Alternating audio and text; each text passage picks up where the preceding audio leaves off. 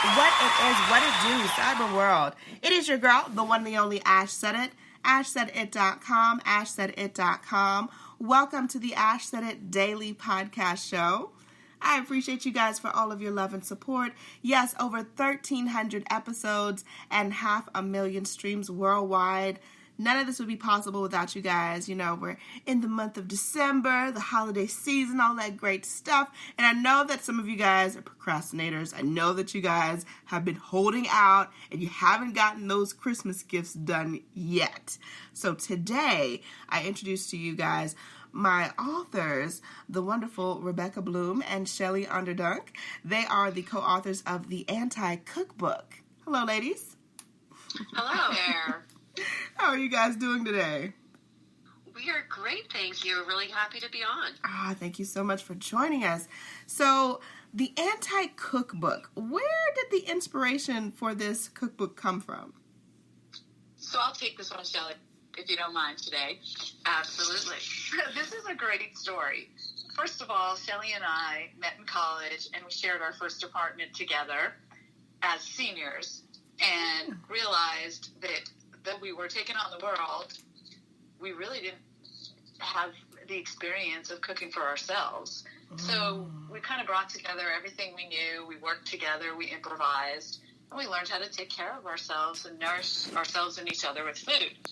And then flash forward to some number of years later, when each of our firstborns graduated from college themselves, moved to New York City, and found themselves trying to figure out how to eat healthily and not go broke.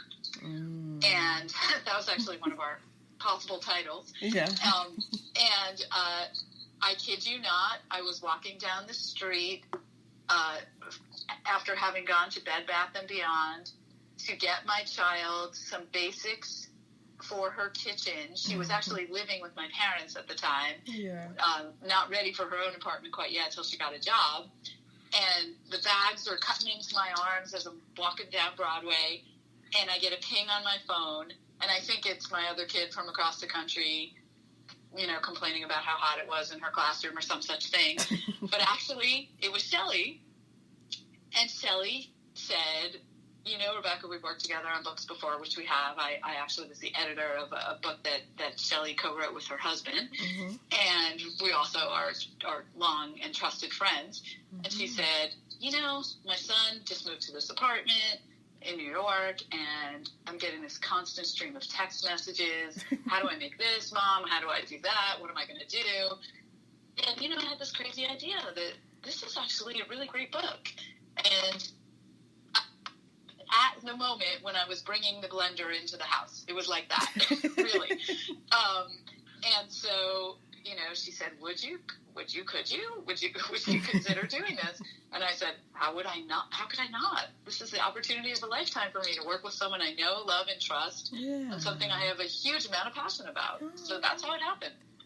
That is awesome. So after you guys had this crazy conversation, you know, you're mid unpacking stuff and groceries everywhere, what was the next phase of this process?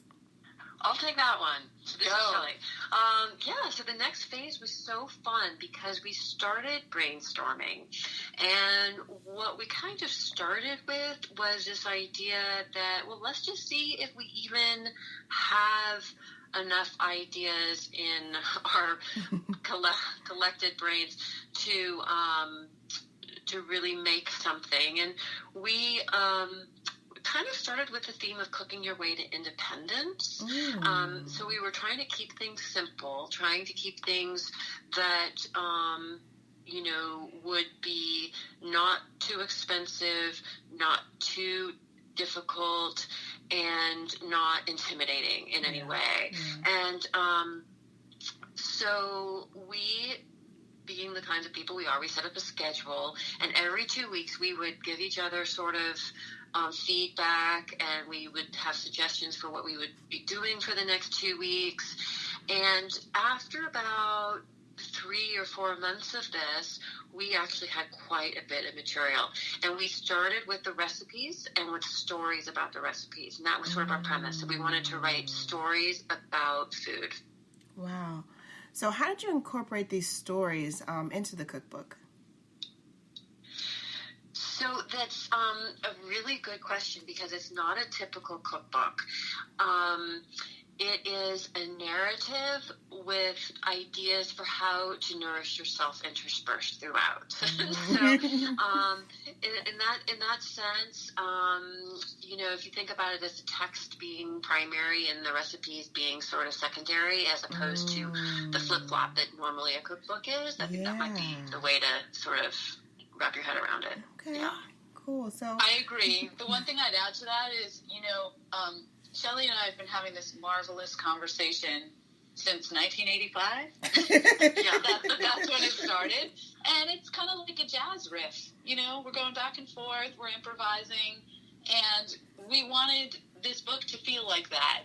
We wanted the recipes, as Shelley said, to be interspersed into the conversation, because it is a larger conversation, and how you feed yourself is a really big deal. Yeah. And it's about connection to your past, your present, and your future, and all the people that surround you.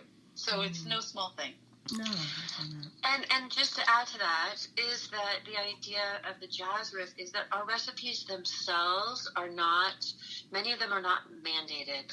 We like to give suggestions on how to prepare something, and then we really want our readers to be enabled to make decisions themselves and say, hey, well, maybe I'll try it with this today, or maybe do it a little differently. And so it's that's creative process, which really is what frees you with food, to not have to stick to a recipe and have to run out and get, 17 specific ingredients, which takes so much time and money often, as opposed to being a little bit more lenient. Yeah, I can feel that, definitely. So how much of these recipes were from you all's own personal, home stash? All of them. So all the recipes are all personal ones that you guys, they've carried down, generation to generation, and this is stuff that you guys can, share with your families in the future. Exactly. And also, each of us has had a pretty interesting journey. I lived in Italy for a little bit. Shelley lived in China when she was teaching English after college. So, and I'm from New York City, and all the diversity that goes along with it. So we really put it together as, this is a portrait of two interesting, diverse lives. So outside of your families and, your kids, learning to live on their own and learning to, do better for themselves, what do you want other readers to get from this cookbook? Well, there's so much, like Rebecca was talking about earlier, that is important about food and how we choose to feed ourselves and nourish ourselves. And so we do write quite extensively about choices like organic food or fair trade coffee or vegetarianism, and also about athletes, how to feed athletes, how to think about food in a way that is healthy and not, leading to anorexia. There's just so much out, that is that needs to be explored for an individual. And so we obviously don't go into depth in any of those areas, but we are trying to bring that into the conversation. And hopefully readers, a lot of readers have responded that certain of those areas really speak to them. Yeah. And so that is helpful to them. Gotcha. I agree. We're hoping that it's, as we say on our website, we want this to be a template for thoughtfulness about the way people feed themselves. Yeah. We're at this moment, this precarious moment on our planet, when we really have to think about what it means to be a respectful human being and, make those choices that make you feel like you're part of the solution. Yeah. Instead of part of the problem. I love it. Love it. So last but certainly not least, what's the best way for people to get more information about this book? And of course, to get it stuffed into those stockings that are on the mantelpiece there. Yes. Well, you can go, and anyone can go to anti-cookbook.com. It has our social at the bottom, and there's a big old button that tells you what to do if you want to purchase it, and that will take you to Amazon. And, if anybody wants to send us a review, we love those reviews. They really help. Awesome. Well, thank you, ladies, so much for joining us today. Definitely appreciate you. Much more success to you 2020 and beyond, of course. And we will absolutely be in contact. Thank you so much, Ash. This was so much fun. No problem. And thank each and every one of you guys for supporting the movement, which is ashsaidit.com.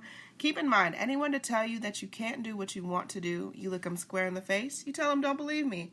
Just watch. Watch what I do, watch me make it happen, and watch me make history. That's what we're doing this for, the history books. Social media is nice, but real life is way, way better. Until next time, you guys.